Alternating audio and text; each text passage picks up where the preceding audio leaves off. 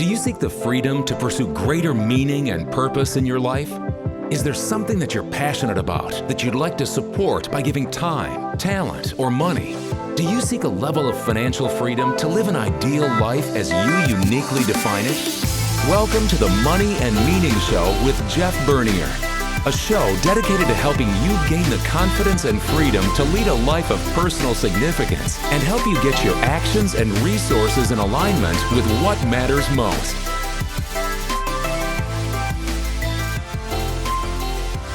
Hello and welcome to the Money and Meaning Show. My name is Jeff Bernier. So glad that you've decided to spend a few minutes with us this afternoon as we continue our monthly discussion around money and meaning. So money is really obviously all about how do we create the capacity, the financial means, the resources, how do we manage our wealth so that we can have a second half or a life of meaning and purpose. So the Money and Meaning Show is really my monthly conversation with you around deeper topics about meaning and purpose and what brings you joy and things that are fun to talk about in terms of what makes your heart come alive. And we try to marry that with deep wealth management topics so that we can help you create the capacity, the freedom to go be and do what you're called to do. And so today, I'm really excited to have another really great guest. I've been really fortunate to have a lot of good who's in my life. I call it who luck, a term I stole from Jim Collins in some of his books. And who luck is I've got a great network of colleagues that help us serve our clients with excellence in broader wealth management areas that we need help and our clients need help, but we're not the experts.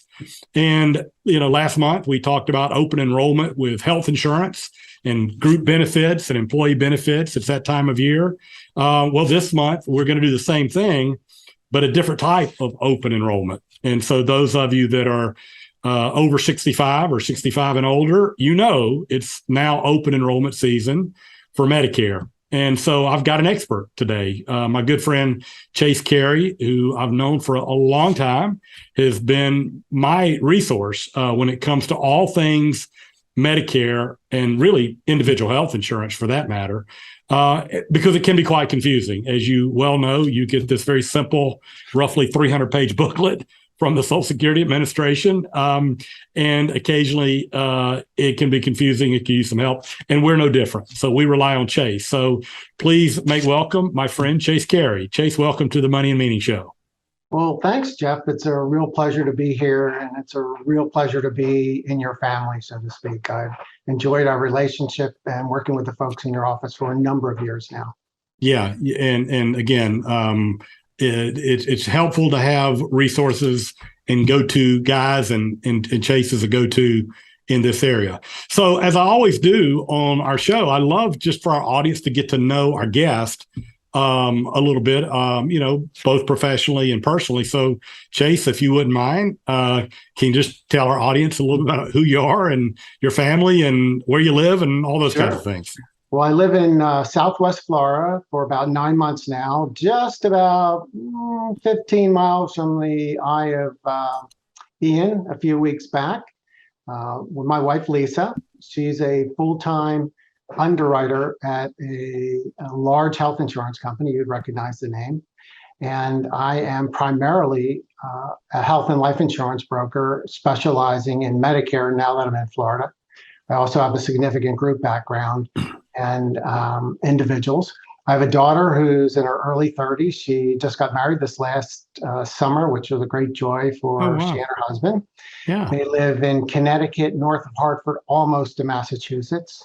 Her husband is very, very bright. He's got 2 master's degrees. He's a software engineer for a defense contractor. Okay. Yeah, well, that's good. Yeah. Kate may actually be smarter than him. Very high. She is a product manager at what I believe is now a national bank in the country as a consolidation has gone on. Her big love in life is animals and horses in particular. She has an animal, a horse named Chief that I think she spends more time with than her husband. So far, that's so good. Great, great. Sound like you have a great family, and I know that the transition down to Florida has really not affected our relationship at all. We're in a virtual world anyway, it seems, but you have clients all over the country, I believe, in terms of serving them. Is that an accurate statement? Correct. Primarily in the Southeast because insurance licenses work by state. Right. But particularly with the advent of COVID, I remember before COVID, I would do some Zoom, but I was nervous as a teenage boy at the prom. But it turns out it's really easy.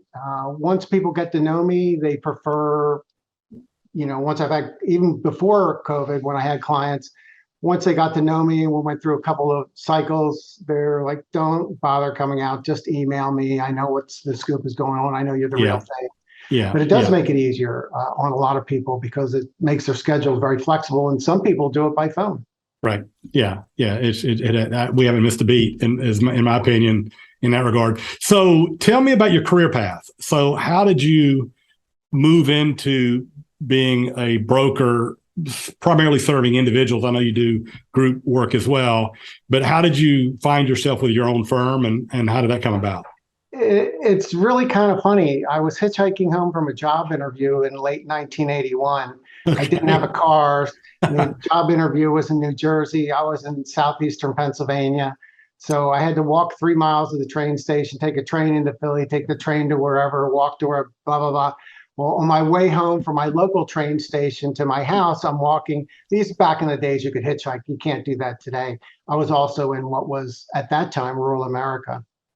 Guy picks me up. He says, "Oh, what are you doing?" I said, "I'm coming back from a job interview." He said, "We're hiring like weeds." Really? 2 weeks later, I had a job at Prudential paying claims for AARP, Medicare supplement claims. Oh, wow. And from there, I was only intended to be in claims for about a year, although they wanted me to stay longer. But I had an opportunity to go either to underwriting or IT. And the people above me, if I wasn't going to get selected by underwriting, they were going to put me in IT. I got into underwriting, did that, became and that's all health line, medical, dental, vision, disability, life, optional life, just anything you could name. Worked with very large corporations, including what we would call national accounts. Left there to become a consultant at what's now, I think, Watson something or other. I'm not sure exactly what they are today. And did that for 4 years, learned a lot, particularly from, instead of spewing what comes out of the underwriting manual at the client, here's how it really affects you and here's what it means. Here's why you want to do this. Here's why you don't want to do this. Here's why people choose this thing versus that thing. But it's still whatever works for you works for me. Then I got a job back as an underwriter in a local HMO. I took that because I had commuted into the city, and the city where I was working did not have, and still to this day does not have, a good commuter system. And hit it out of the park there. In 3 years, I was head of the underwriting department for the self-funded, the larger groups. And then a year later, I believe we were purchased by Aetna. I became VP of underwriting in the Southeast. That's how I got down to Metro Atlanta. After that, we had I think it was it the IT bubble in 2000, the tech 2001, bubble. Yeah. Something tech like bubble. that. Yeah, that's I right. got laid off there, consulted for an H&R Block company for a couple of years, and then went out on my own. Yeah. But funny story about Aetna is at Aetna, we purchased Prudential. Okay. So my underwriting shop in Metro Atlanta was the surviving underwriting shop, and I went over to Prudential to tell the underwriters truthfully, because I was never very good at lying. There's no way I could work at the CIA, just couldn't. To let them know they were going to have jobs. Their jobs would be different, but there aren't going to be layoffs like there would be in customer service and things. And this really pretty girl asked me a question. A few years later, we got married. Aetna didn't think it was so damn funny. Yeah. But there it goes. Yeah, you never know. So you have a long career on both from the underwriting side, understanding how the insurance companies look at risk and the consumer. And of course now you represent the consumer and have for many years. And part of that, believe it or not, the most valuable experience I had was I was a claim examiner. Mm. So most people think the claims, it's easy to figure out whether a claim's payable, and in most instances it is. But in some, there's a gray area. And when people get turned down, they don't know that they can appeal. They don't know what the person on the other end is looking for. Yeah. Give you a quick example. This was non-client, but an employee that worked for a client. Her husband had a very unusual disability and could be perfectly healthy one day, and the next day or that afternoon or that morning be in excruciating pain. They kept suggesting surgeries. I don't know how many things he had cut out of him. It was ridiculous. And they denied his disability claim. And I read the letter, and the letter said, hey, Mr. Insured, there are two ways that you can become eligible for disability benefits under the policy. There's A, and that doesn't really apply to you, and there's B, which does apply to you, and blah, blah, blah, blah, blah, blah. Well, I'll say that person that wrote the letter was not telling the truth. They were correct in that B didn't apply to them at all, but A did. And their own medical doctor, the insurance company, said this person's disability is real. Yeah. 2 weeks later, they got a check for $80,000. And then 2 weeks later, another check for $80,000. Yeah, just have to know to dig and ask, I guess, and go further. You have to know. Most people don't know. Yeah. Well, as I mentioned in my intro, it is, and I may be using the wrong term, open enrollment season. So tell me what that means. What does open enrollment mean? Well, believe it or not, the government, whom I love dearly, changes the definition from one year to the next. At one point, in the fall, between October 15th and December 7th, it was called open enrollment. It's now called the annual election period. Okay, so we are in the annual election period. We are. Okay. And this means if you want to be on a Medicare Advantage plan and or a drug plan for either the first time or you wish to switch plans, you can switch plans, no questions asked. Now, every year, most people that are on Medicare and no longer working, not covered by an employer plan, have a Part D drug plan.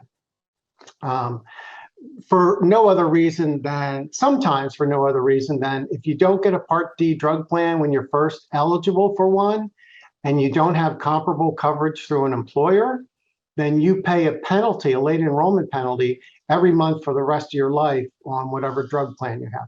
Now, it's not a lot. It's about 40 cents a month additional for every year you go without that drug coverage. Yeah. But the formularies, the list of drugs that a company will cover, and the copays change every year. Many people on their drug plan, they'll stick with whatever the next drug plan is, but some folks need changes because they picked up a new prescription medication, or they dropped one and that plan is now more expensive than it's worth, or the networks of the pharmacies change. Right. So if you're already on time, they can make that decision. So if you're already on Medicare and during the annual election period, you can change your D carrier if you've had a change and need different medications or so forth. I think you said B carrier. I'm sorry, D. Yeah. D, yes. Your Part D drug plan, your drug card. or your Medicare Advantage plan. Okay, now, so let's just. Medicare Advantage plan is an HMO or PPO that replaces traditional Medicare A and B. Okay, so let's just go 101 here for a minute. So let's say I'm a 64-year-old or 64-and-a-half-year-old, and I know I've got some decisions. And I'm retired, and I know there's some, or going to retire. So I know there's some decisions I'm going to need to make when I turn 65. So what decisions am I going to need to make when I turn 65? Well, the first thing I want your clients to know is that they need to make the decision before they turn age 65. Okay. Number one, once you turn age 65, most people in the United States that have 10 quarters or 40 quarters of Social Security, either through their own work or through a spouse's work, they get Medicare Part A, which is primarily hospitalization insurance, for free. Right. There's no reason when you turn 65 not to enroll in Medicare Part A. Even if you're working. Even if you're working. Right. Okay. One exception is if you're on HSA eligible plan, which is technically called a high deductible health plan at work, if you pick up Medicare Part A, you can no longer contribute to your HSA. Right. Okay. Right. But otherwise, get it. It's no cost to it. It's free. It's if you work with a larger employer, 20 or more employees, a company that's subject to COBRA, and you have both Medicare and the company plan pays first. Okay. So Medicare Part A is a backup to that. Gotcha. So but it costs you nothing. Benefits. But there's no cost. There's no premium to you. No to premium. be in Part A. So no reason not to. Okay. So at 65, you apply for Part A. So at 65, before 65, you apply for Part A. Yes. So within 3 months or so before you turn 65, you can apply for Part A. It's actually through Social Security. It's www.socialsecurity.gov/Medicare. I'm sure all of your clients have Social Security accounts so they can get their annual statements and such and do predictions or forecasts. Pardon me. It's predictions in the woohoo world and forecasts in the scientific world, right? That's right. But in there, you can apply for Medicare. That's how I did it. Now, when you apply for Medicare, you're going to apply for A and B. You have no choice. But if you're still working and you don't want Part B because you don't need it, because it is going to cost you $164.90 a month come January 1. That's actually about $5 less than it costs now. You will call Social Security. They'll send you an additional form to sign saying that, and it may have to go through your employer, saying that you have coverage from the employer and you don't want Part B. So that in the system, they'll go back and retroactively terminate that. Right. So So at 65, you apply for Part A. If you need coverage, you get Part B. If you don't need coverage because you're with your employer, you can waive Part B. Correct. You can delay Part B. Delay Part B. And then walk through quickly the parts of Medicare, the A, B, C, D. What does all that mean? The traditional parts of Medicare, which began, I believe, June 1st, 1966, Harry and Bess Truman were the first Medicare beneficiaries. They're called beneficiaries. Yeah. Medicare Part A pays for hospitalizations primarily, and it also pays for skilled nursing facility, which is not nursing home. It's not a replacement for a long-term care plan or a life insurance policy with a long-term care benefit rider on it. Skilled nursing facilities is you are so sick you really need to be in a hospital, but just not quite. Okay? And that has a $1,600 deductible come 2023, the first day you're in the hospital. Now, for the next 59 days, you don't pay anything. Part B, come 2023, has a $226 deductible. It covers medical services like surgery and doctor visits. And then after the deductible, 226, the plan pays 80%. Unlike insurance plans you have at work or even at home on your own, it never kicks up to 100%. Right. That's why people will choose either a Medicare supplement to fill in those gaps or switch over to a Medicare Advantage plan. Okay. Now, I do want to say something, if I may. Sure. If you're covered as an active employee or the dependent of an active employee and you're 65 or older, you don't get penalized for not enrolling in Part B. There is a late enrollment penalty of 10% if you enroll late, and you can't just enroll whatever month you want. There are guidelines around that. Just look at my guide. We'll talk about that later, or call me. I love questions. Yeah. If you are covered as a COBRA participant, that penalty applies. So being in COBRA, if you're not an active employee or you're a retired employee and you don't have Medicare Part B and you go to enrollment later, you will pay a penalty. Yeah. So the danger is COBRA, if you are eligible for Medicare and you don't apply, you take COBRA instead, you're at risk of having a penalty when you do try to come into Medicare. Correct. Yeah. Yeah. So that's very important. So A was hospitalization, B was medical services, but with a very small deductible, but you're paying 20% forever. Correct. And then C is the Advantage plans. What is the Advantage plans? Let's skip over the Advantage plans for a minute. We'll go to the Part D drug plan, which you mentioned. Okay. So a few years ago, gosh, it was probably 15 or maybe 20 at this point, not 20. Medicare started covering drugs. They had not before that. So they came out with Medicare Advantage plans. They came out with a prescription drug plan. They're often referred to as P-Peter, D-drug, P-Peter plans. And they can range from $7 or $8 a month to $90 a month, depending on what your drugs are, et cetera. And so people can get those when they first enroll in A or B, or when they leave active work and enroll in Part B, and they'll pay for drug costs. Now, you may have heard the phrase donut hole, and it has a complex setup of how payments are made. The donut hole's actually gone away, so you don't think about that anymore. Generally, there's a deductible, and then there's co-pays, and then what used to be the donut hole, you're just paying 25% of the prescription drug, and then there's a catastrophic phase where you pay roughly no more than $5 for a prescription drug. But that's important. Now, that's the drug card. Yeah. And if I'm speaking too fast, slow me down, because I know I can do that. You're good. So what's a Medicare Advantage plan? Medicare Advantage plans have not always existed. A Medicare Advantage plan, I should show you, I have my Medicare ID. I guess I should show that over the air. It's, has Medicare A, Medicare B on it. Well, and this is what I'm going to do. I'm going to turn 65 next month. I'm going to turn in, not literally turn in, but I'm going to exchange my Medicare A and B card for a Medicare Advantage plan, which is an HMO or POS or PPO plan, just like I would have at work, and it will include drug coverage. Right. Now, the beauty of that is that I'm just making up numbers, and this is one of the reasons why they're very popular. And there's a second reason as well. And your clients may recognize a Medicare Advantage plan as a Joe Namath plan, right? The Dynamite guy. Yeah. William Shatner's doing some stuff. Yeah. So I guess he's going beyond where no man has gone before. Right.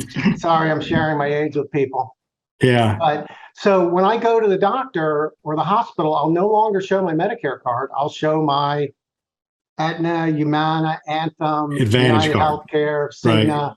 Tons of big carriers and more carriers coming in. Right. And that will be my insurance plan. Now, the plan I'm looking at approximately, it's something like this. It actually wouldn't be legal for me to describe real numbers sure. over the video. But if I go in the hospital on my Medicare Advantage plan, I'll pay about $250 a day for the first 5 days or $7 days. Now, if I went in the hospital for 2 days, then I'd pay $250 times 2, which is $500. But on Medicare, I would have paid $1,600. And without having a Medicare supplement, that's the out of pocket. So one of the things the Advantage plan does is it takes the big chunks out of Medicare and breaks them down. Gotcha. Now, the other thing it does is I think the office visit will be $5. So I don't have that $226 deductible and then 20%. Right, right. Emergency room, which I went to earlier this year due to COVID, was almost a $3,000 bill after the discount. Yeah. On the Medicare Advantage plan, it's going to be about $95. Yeah. So on the choice between a traditional B and the Advantage plan, the Advantage plan, you don't have your own doctors or you don't have the network. Is that the primary difference? Let me explain that. That's a great question. Yeah. When you go to the Advantage plan, you will still pay your Part B premium.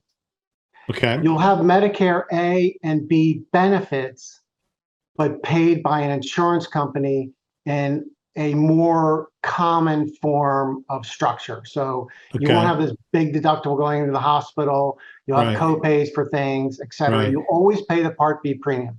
Always the case. You cannot get a Medicare Advantage plan without having Medicare A and B, although you can get a drug plan having just A or just B. Gotcha. But my question was on the network, the doctors you have access to with Advantage. This is a big difference. It's very important. So if you're on Medicare, and let's say you have Medicare supplement, you can go to any doctor in the country that accepts Medicare, and most do. I don't know what the percentage is. I don't know if it's 80% or 98%. You always hear these horror stories. They're not true. Because there are, I think, over 40 million people on Medicare. Yeah. So it's just a funnel. Now, let's say you have ABC Insurance Company at work and you're on an HMO and it has ABC Company HMO network. Well, you go to the Medicare Advantage version of that company and you have an HMO network. It's not the same HMO network. It's generally a lot smaller. Okay, that's very important to know. It's a very important point. Right. It'll work the same, but you're not going to have the same number of doctors. And the doctors you use in the plan, you may not be able to use if you go traveling elsewhere in the country. Right. Now, emergency rooms are always covered. Doesn't matter where you are in the country. Right. An emergency room is considered in-network.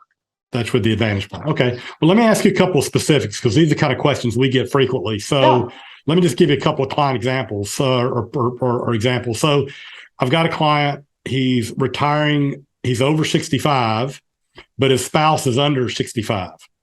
And his spouse is a dependent on his group insurance. So married couple, he's retiring at 65. He'll apply for Medicare. He'll get a supplement, most likely. What are we going to do about the wife who is covered under his group plan?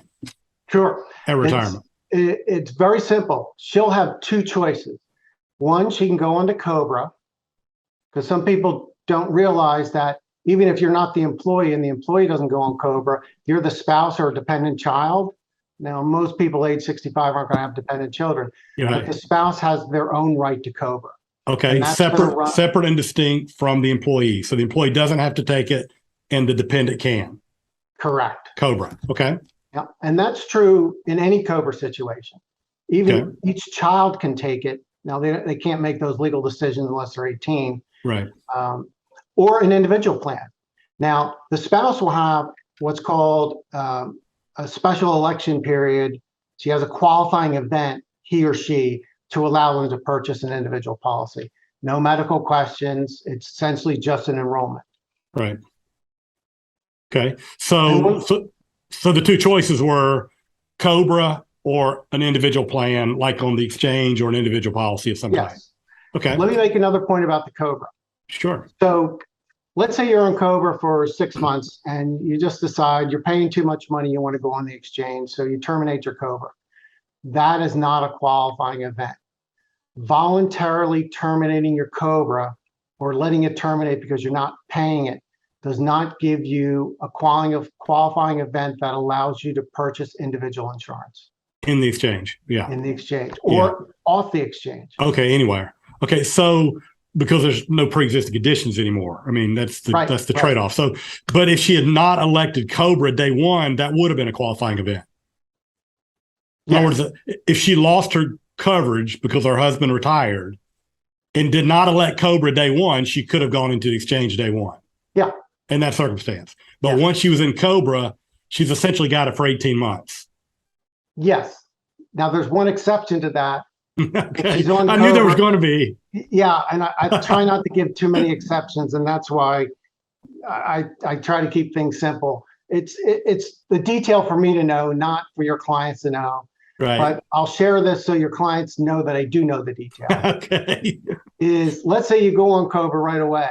Well, you still have 60 or 63 days to enroll in an individual policy because you were 60 days from active coverage. Right. Yeah. So you still have that window. Okay. So the last question around this 65-year-old who, if they leave a current employer and go to another employer that has group insurance and they're over 65, they can still go into the other employer's group plan, correct? Yes. And delay applying for Part B. Correct. Okay. And they won't be penalized if they apply for Part B later when the group coverage goes away, because that'll be a qualifying event. Correct. Okay. So at 65, they've got 2 months before they're 65. The 3 month months, of their Okay, I'm sorry, 3 months before the month of 65 and 3 months after. That's right. To get this done. What is the time frame with a qualifying event? So this employee who's working for a company at 68, he leaves his group. It's going to be 60 days. 60 days. Yeah. So he needs to apply for Social Security within 60 days. But don't call me on day 59. Okay. Gotcha. Send them to somebody else. Yeah.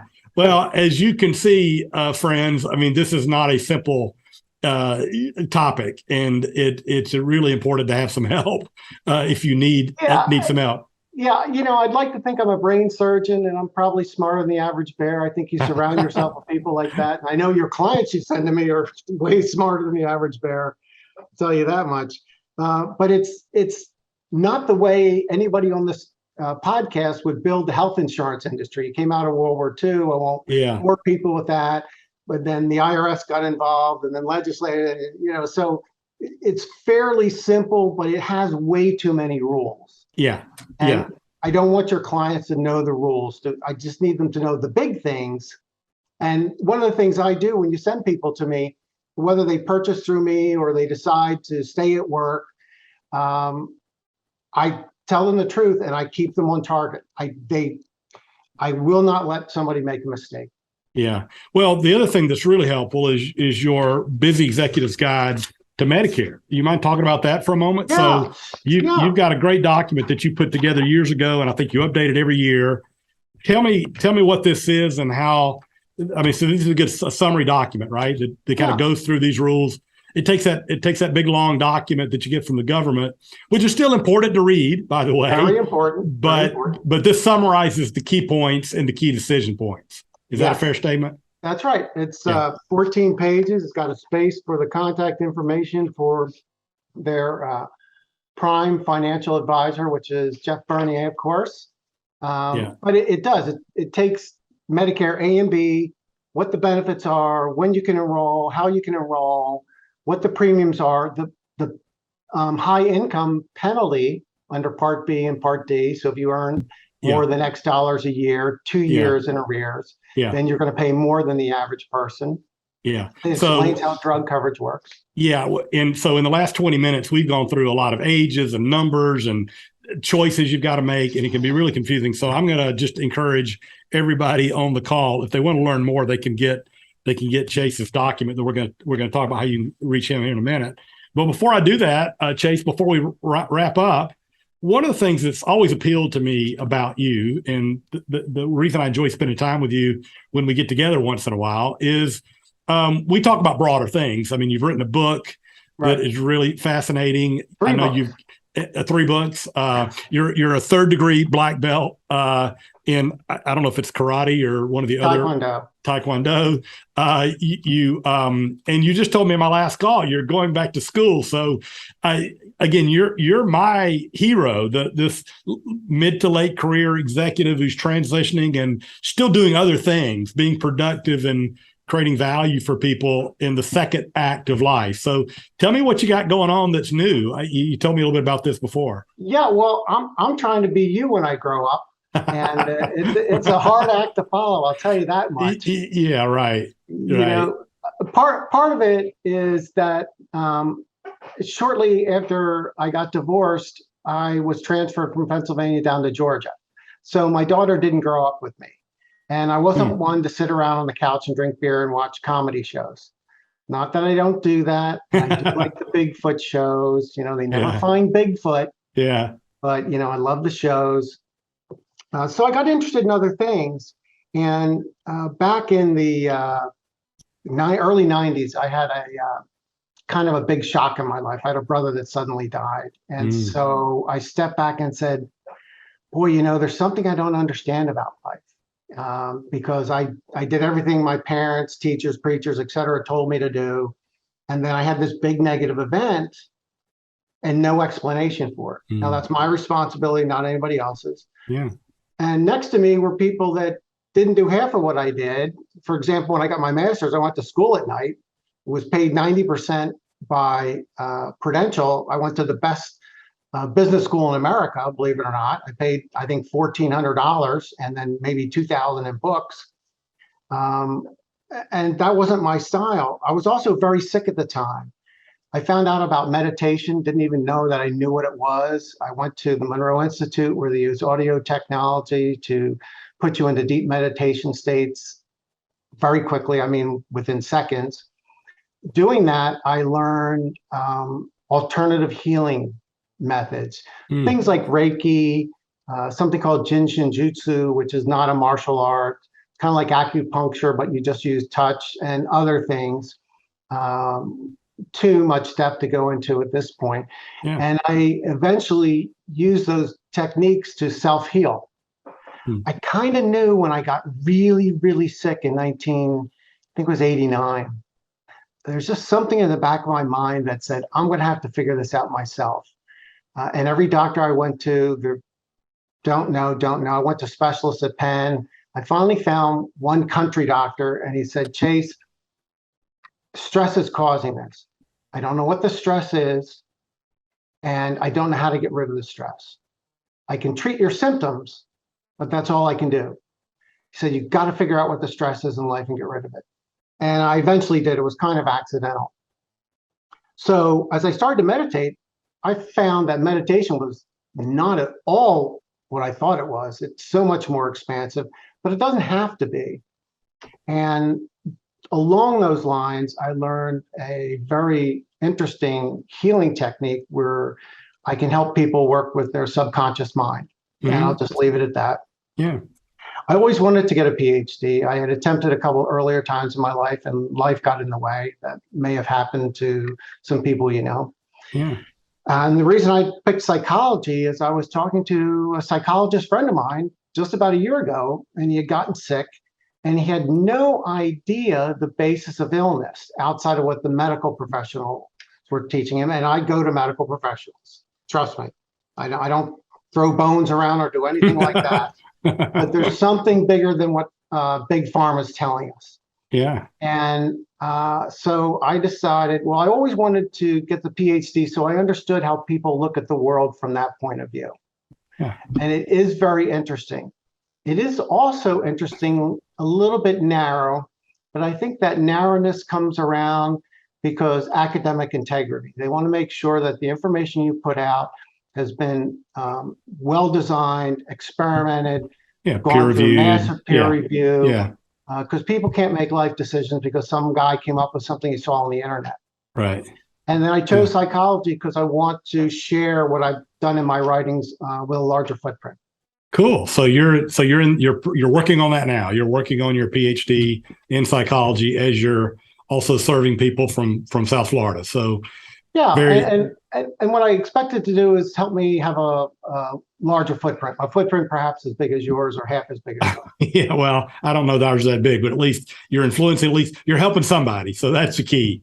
You're helping somebody. Well, it's been awesome having you on. I knew that we would get really good, valuable information around health insurance and Medicare and all that. But I know in our recent conversations, I was really excited about some of these new things you're continuing to grow. And you just said you're 65 years old and you're getting a PhD. So that's pretty encouraging to the audience in terms of continuing to develop. So how can we find you? How can people that want to learn more about Chase and your services and follow you, how can they get in touch or find out more about you? Just go to Carey Benefits, CareyBenefits.com, or Chase Carey at Carey Benefits. And my phone number's there as well. It's very simple. You can find me if you're interested in meditation and mindfulness. It's chasingmindfulness.com. Easy to reach. The guide we've spoken about so many times, I think is on the first page, but you can click and download it. You can on the first page of every single one of your friends. On the first page of your website. Yeah, it's either on the first page of my website or there's a link in the first page of my website right to it. Yeah, it's easy to find. Okay. Well, terrific. And again, thanks for being with us, Chase. This has been awesome. Thank you. And thank you, audience, for participating and joining us today. It's always fun to hang out and learn some new things. And hopefully you've heard something today that would be helpful to you. Delighted to hear some feedback on the show. You can reach me at moneyandmeaning@tandemgrowth.com.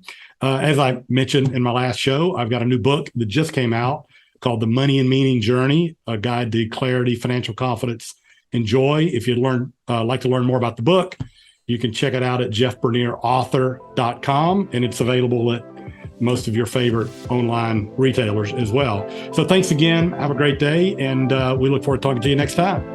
Thank you for listening to the Money and Meaning Show with Jeff Bernier, a show dedicated to help you gain the confidence and freedom to lead a life of personal significance and help you get your actions and resources in alignment with what matters most.